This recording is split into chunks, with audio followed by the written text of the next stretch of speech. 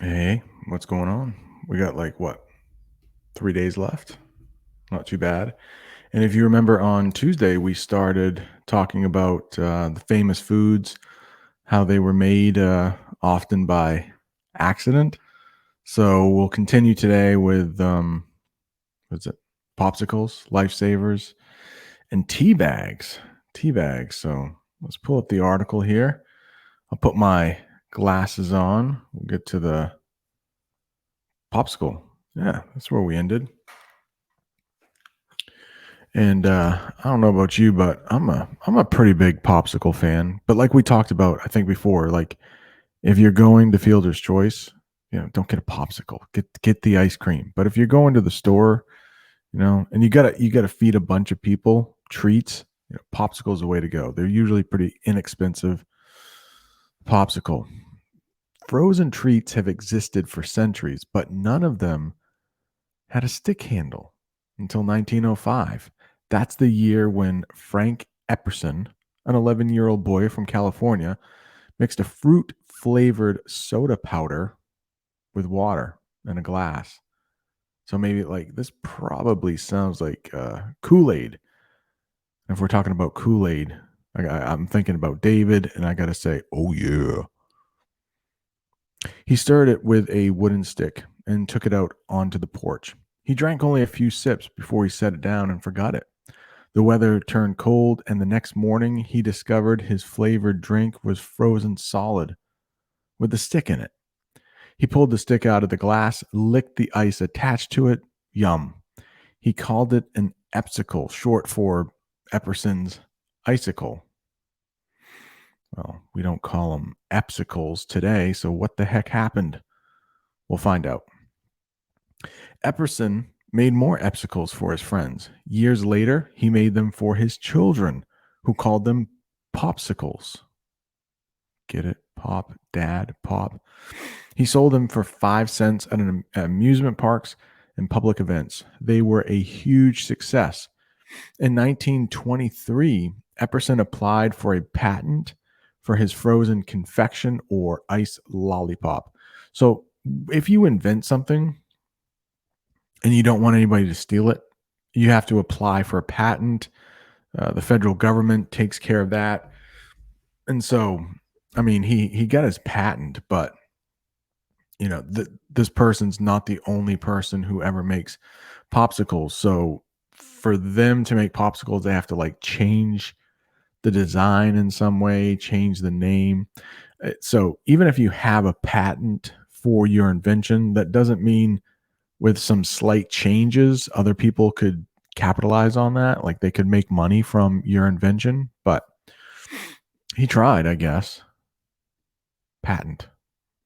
What's the best color? Yellow. I'll keep it yellow.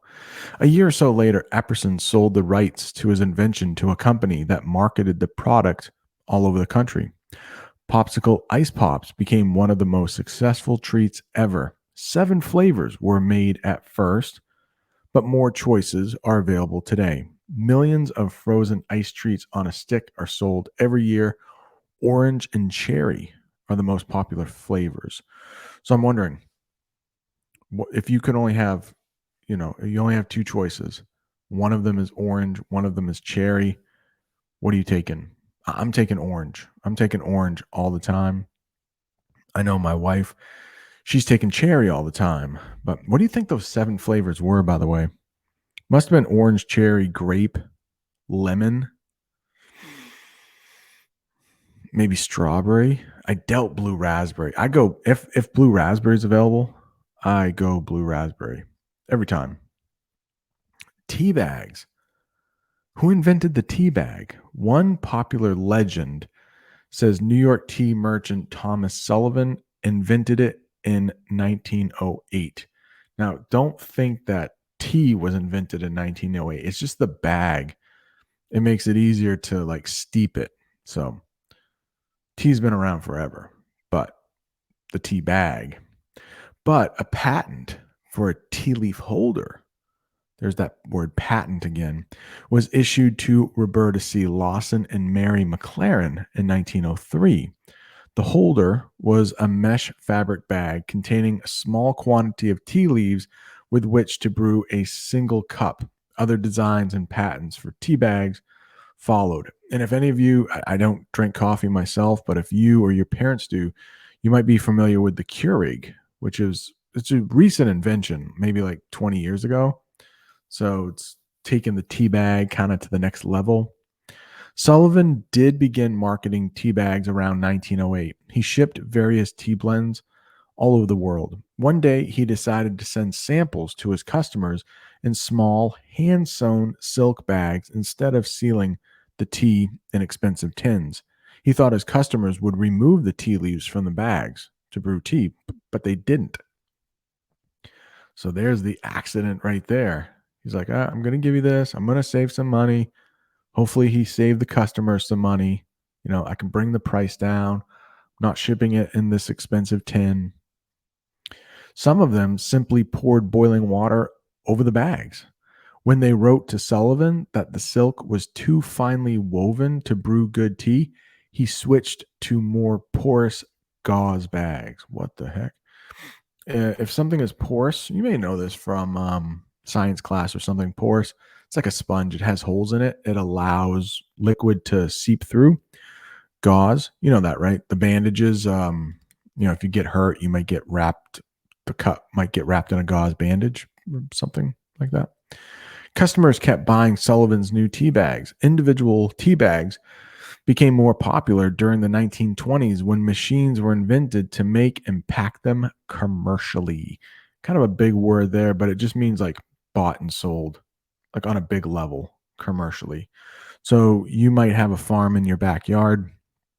That's not a commercial farm. You're just growing food for your own family. But if you have a bigger farm and it goes your produce or your crops, the food that you grow, if it goes out to stores, well, then you're a commercial farmer. Although Sullivan may not have invented tea bags, his successful marketing of an idea has put individual tea bags in nearly every kitchen cabinet in America. Same thing happened with McDonald's too. I don't remember, is it Ray Kroc? I don't remember the brothers that bought it, but it was basically like Ray Kroc. If you've ever seen a movie called The Founder, it's actually pretty good. It's about McDonald's and so Ray Kroc invented like the assembly line for the hamburger, but it was these two brothers, and I can't remember their name, that they just took it up to the next level. So they didn't invent McDonald's. I mean, even if you listen to hear the name McDonald's, like Ray Kroc was the guy, but then it was two brothers that bought it or kind of stole it. If you watch the movie, it was like some underhanded dealings, and they almost like stole the product from Ray Kroc. He and didn't end up making a lot of money. What are the name of the brothers? I can't remember the name of the brothers. I'm sure you could Google it, but same thing happened with that. Like it was another person that made McDonald's, just the marketing. The last one, Lifesavers. Clarence Crane started a chocolate company in Cleveland, Ohio in 1911. Okay, chocolate, Lifesavers doesn't really exactly match. But sales of his chocolate candy suffered during the summer because it melted quickly in the heat. Crane began experimenting with hard candy formulas in 1912 during a trip to a local pharmacy. Remember, like Coca-Cola was invented for the pharmacy. Pharmacies were a big deal back then. He noticed its pill making machine. It produced round, flat pills. Crane thought the medicine could be used to create peppermints. Sorry. Crane thought the machine could be used to create peppermints. It worked. When he punched holes in the middle of his white peppermints, they reminded him of life preservers used on boats. So he called them lifesavers. Life preservers, those little round things that, somebody might put over their neck. Oh, yeah. Lifesavers. Crane packaged the mints in rolls wrapped in cardboard. He registered the trademark and marketed the candy as Pep-O-Mint Lifesavers. Pep-O-Mint Lifesavers. In 1913, Crane sold the rights to his candy to a New York candy manufacturer for $2,900. The company wrapped each roll of lifesavers in tinfoil to better preserve the candy and sold it for 5 cents a roll. The now familiar five flavor fruit roll appeared in 1935. During World War II, from 1939 to 1945, the U.S. Armed Forces sent boxes of lifesavers overseas for use in soldiers' ration kits. Unfortunately, I also think they sent over cigarettes in soldiers' ration kits. So if you weren't a smoker before you joined the war, well, you became a smoker after, probably, unfortunately. The Lifesaver brand has changed parent companies, but still is a leading candy in America today. All right, so that's a little bit about candy. Take my glasses off here.